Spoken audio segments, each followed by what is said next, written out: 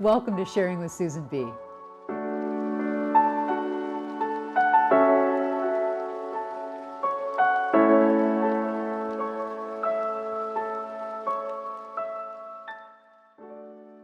Hi, I'm Susan Blaine, and welcome to Sharing with Susan B. and this special three-part series with my good friend Don Lachance. We're talking about loss, specifically redefining loss or what we think about loss. We are sharing and having some pretty powerful conversation that a lot of people, as Don and I like to talk about, are uncomfortable with. So we want to make it comfortable for you to have uncomfortable conversations. So we're going first. We're leading. I love that. He's a grief and loss specialist. I'm just a bystander going through my own stuff. We share a little bit about our own stuff. We really appreciate you tuning in and daring to be here and maybe taking some steps yourself. Loss affects so much of what we do, and sometimes we just don't even realize it. So that's what we're hoping to shed a little light on today. It's the uncomfortable stuff that most people avoid, and we're getting right into it right here. In the first episode, we kind of talked about some of that intangible. Don also shared a personal story of losing his son recently. And, I remember something you said to me, Don, in one of our many conversations, because we had been looking at doing this for quite a long time and just things happened. Mm-hmm. And here we are today, thank God, doing it. Loss is cumulatively growing is something that you said to me. And it's something that stuck in my mind, and I thought we could chat about that.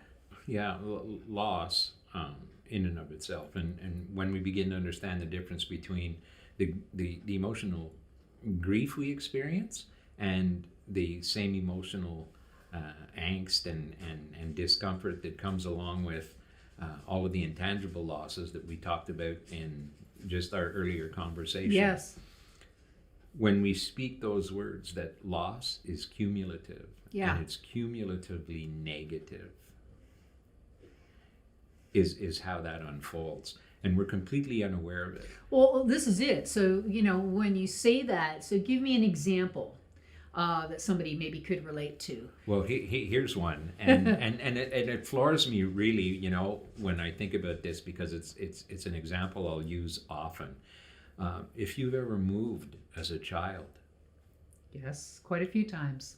Quite a few times. So let's just dial back the clock and let's go back to that. When you found out, the day you found out you were moving, what began to happen in Susan Blaine's little heart?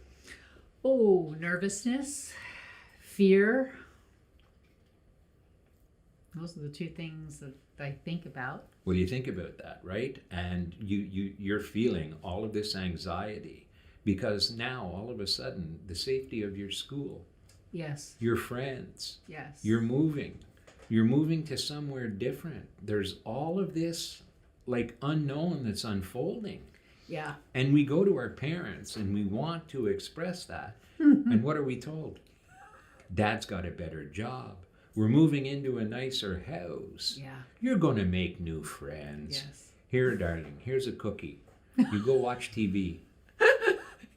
Hence my sugar addiction. Well, we make light of it, but it's so truly, true. But you stop and you think about that. You experienced incredible loss. It's not acknowledged or even talked about. None whatsoever. It's just pushed aside. And they begin the conditioning. Yeah. Replace the loss. You're going to have a new school. You're going to have new friends. Don't feel bad. You're going to have your own room. Oh, like all of it. Wow. And they're not acknowledging any of the pain that you're experiencing. And so we're taking that in, and the conditioning has begun.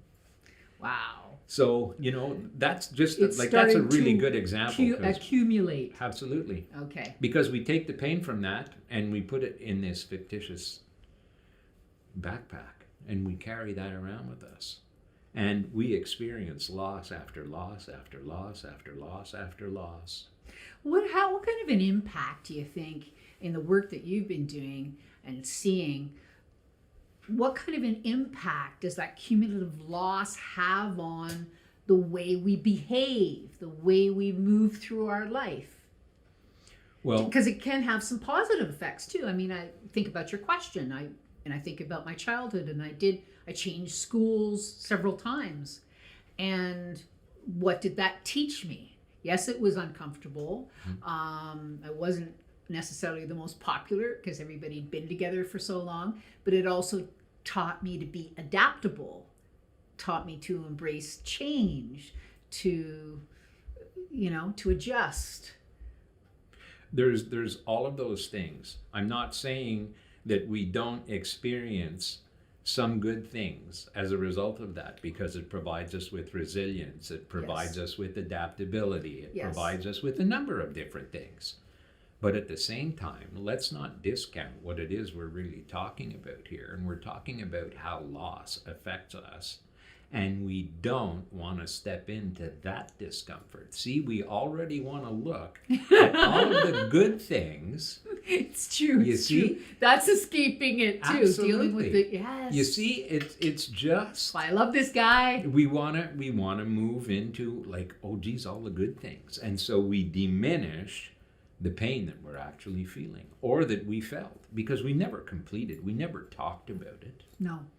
Well, and that's something I guess I did develop. I developed a healthy mindset. I developed to be a people pleaser, and I read recently something about a quote that I posted about, those of us that are walking around with these, positive mindsets and behaviors, and what we're doing often is really hiding from some of that pain, some of that stuff that we don't want to deal with, which is what you're talking about. Yeah, absolutely. Like, see, right away you wanted to go to look at all the good things I got out of this. Right? I became adaptable. I became resilient.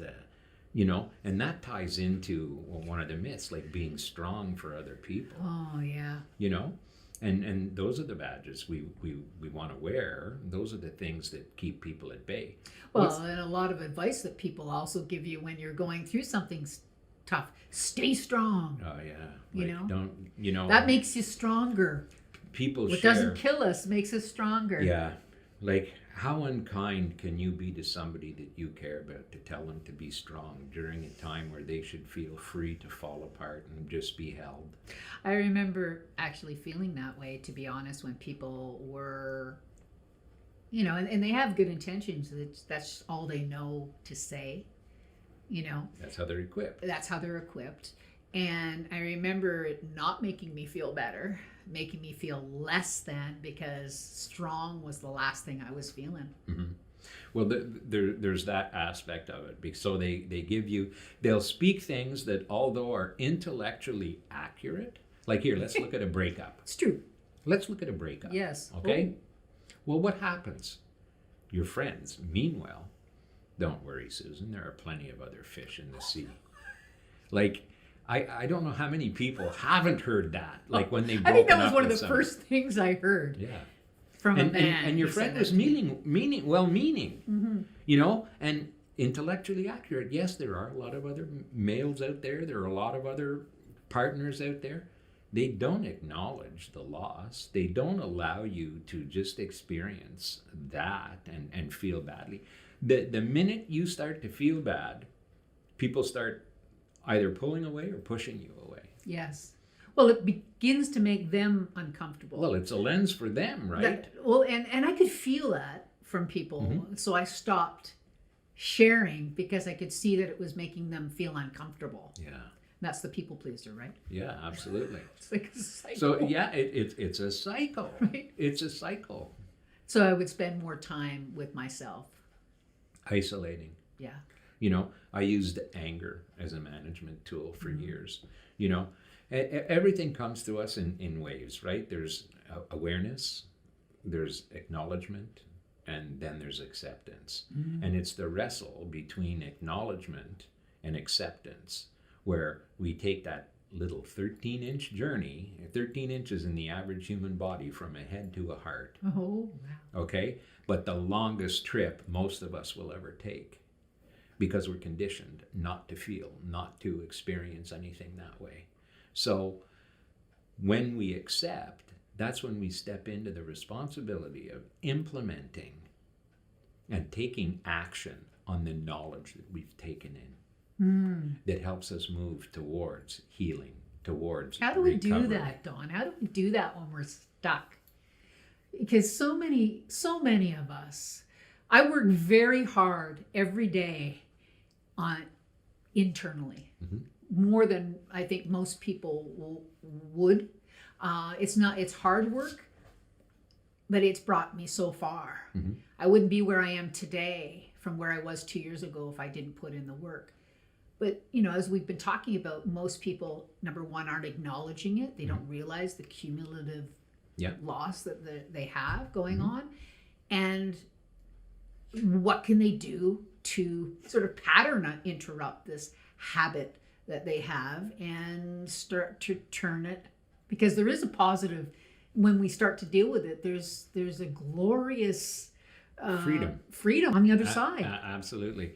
And it's part of that. It's I started off with saying that I used anger as a tool, right, to isolate, because in those three elements, in the awareness, the acknowledgement, and the acceptance, like the wrestle to move from a head to a heart, is the acceptance. It's stepping into that responsibility to begin acting, to begin admitting, to begin speaking about, to begin voicing, to begin acknowledging the deep hurts, the deep offenses that have happened. And not just to like set your face like flint and move forward, but to actually sit and experience what that pain is like, to feel what that pain is like, so that you can begin to just allow it to dissipate. And that's where the true power of surrender comes in. Oh, I love that. It really is, because when you think about when you're battling something, yes, just the term in and of itself, just the you're word, in battle. Yeah. You're in battle. Where's relief in that? Nothing. It's very, very difficult work. And we battle to keep our emotions at bay. We battle to keep the pain away. We battle to not feel bad. Jeez, that's a lot of work, man. Yeah. No wonder we're weary. Yeah, we're very tired. So then you stop and think, what can you accomplish when you're tired? Not a lot. Not a lot. Channel surfing. Yeah. Yeah. Netflix. Numbing. We become, and here, like, let's tie it back in, cunning and baffling, right? Yes. The things that we take on, like, this isn't hurting anybody. And it's really about just taking some time, right, to be with it all instead of distracting ourselves. So how do you kind of start that? Back to that same question, do you just get to a point where, which is what I did, where I was just sick and tired of, being in that place, feeling constantly anxious and sad and tortured and in pain. And I just knew if I didn't do something about it, because COVID was going on, I didn't have the opportunity for therapy. I was in the hospital for a couple of weeks, but COVID hit and there was no program to support me. So I call it do it myself, and I've got a toolbox. There's a lot of great teachers out there. There's a lot of great stuff like this you can listen to, but you got to do it. Well, it's doing the work. It's not just thinking about it, right? Yeah. The first part is accepting the fact that you're feeling it. Yes. And that in and of itself. And again, like Step I want one. to tie it back into the conditioning. Yeah. We've been so conditioned to not feel.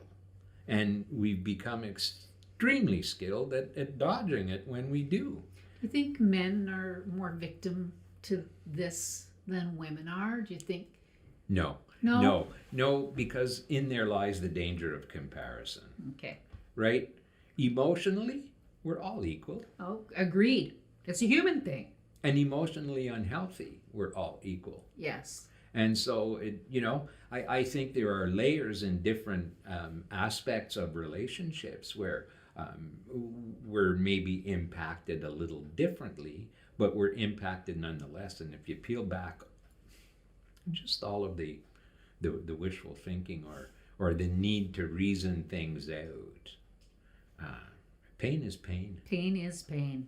Pain is pain, and it it doesn't keeps- matter. Yeah. And it keeps us stuck. Well, and the more we you gotta wanna feel say it. absolutely, absolutely. Instead of avoiding it. And that's really what Absolutely. we're talking about, Mhm. right? The willingness to do that, like, you know, it. And when you talk about surrendering and what that really means, for me, it's always taken on this form of, you know, we battle to feel like we're in control. And it's the last thing that we ever experience is any form of control. And then you learn to surrender, and lo and behold, you sit in a place of undeniable control. It's so true. Because it's so you're true. you're not striving, you're not looking to beat, you're not battling, you're not in turmoil. Yeah. You're simply sitting, and Yes. you experience control for the first time ever. Yeah, it's so true. Mm. How do we get there? Is there an easy button, Don? No.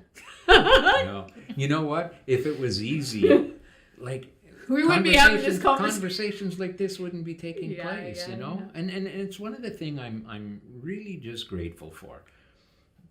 Like finds like. And, you know, it's hearts who are willing to show up authentically.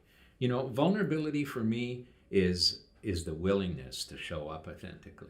It's the bravery of being willing to show up authentically. Yeah, not and not knowing what the outcome will be, just Yeah. showing up. Just showing up. Yeah. And not wanting to control it. Like, you know, it's funny, right? Because coming over here, I'm playing all these scenarios through my head. Like, you know, how's this going to unfold, and how do I prepare, and how do I say this just right? And, you know, I don't want to forget how to mention this and say that. And that's me behind the driver's seat in the car. Like, you know, metaphorically, I'm driving over here, so it's a good analogy, right? Like me in the driver's seat and wanting to do that. And who am I helping while I'm doing all that? And I'm concocting, and I'm looking to fabricate, and I'm looking to set up a scenario so you fall prey to my emotional wrangling. Wow. Let's just sit with that for a minute. That was powerful. Well, it's set up. It's set up, and it's me not being here authentically. And it's all about you, Yeah, right? yeah. And our intention, our essence around these conversations is not about you. It's not about me. Absolutely not. It's about the conversation that we're having that can help somebody else. It helps me. I love these conversations all day, every day. I wish I had more people like Dawn to have those with in my life. Sometimes I feel... Let me share something with you, Susan. Every person out there is like me. Yeah. We just never hold a safe space for them to show up because they're not accustomed to it. Oh, I want to. We want to. That's what we want to do. That's what we're doing. We want to. And words like this, like, you know, it's the willingness to sit and talk about this in real ways, Yeah. right? Because we're just real people, you know. He is a grief and loss expert, you know, but we're just grief real and loss people. expert because I've had lots of grief and loss. and the only difference between me and everybody else out there, and hear me when I say this, is the fact that I've done the difficult emotional work. And I say I've done. It's an ongoing process because every day we experience loss. Yeah. Whether it's loss of credibility in an argument with a friend, whether it's loss of just safety because of what's unfolding, whether it's loss of value because, geez, I had a conversation and I didn't get my point across. loss of connection. Absolutely. You know, that's Loss, what's really period. happening in the world, this loss of connection. I feel like our intimacy is being robbed, you know. There's a loss, big loss there. But you're so right. You know, we could go on forever, and we are going to have a part 3, so stay tuned. But that's all we're going to do for today. We hope something that you've heard here today has been helpful. And that's why we're here, to start a conversation, to open it up, to dare to be vulnerable. We would love to hear from you in any way, private message, comments on the platforms that you're watching this on. If you're wanting to share, because sharing really is healing. And remember, keep saying it, it's a human thing. And we are truly in this together, the loss thing. We hear that a lot, but loss is prevalent in so many ways, tangible and intangible. And that's why we're here. So thank you so much for joining us, and see you next time. Thank you. Thank you, Susan.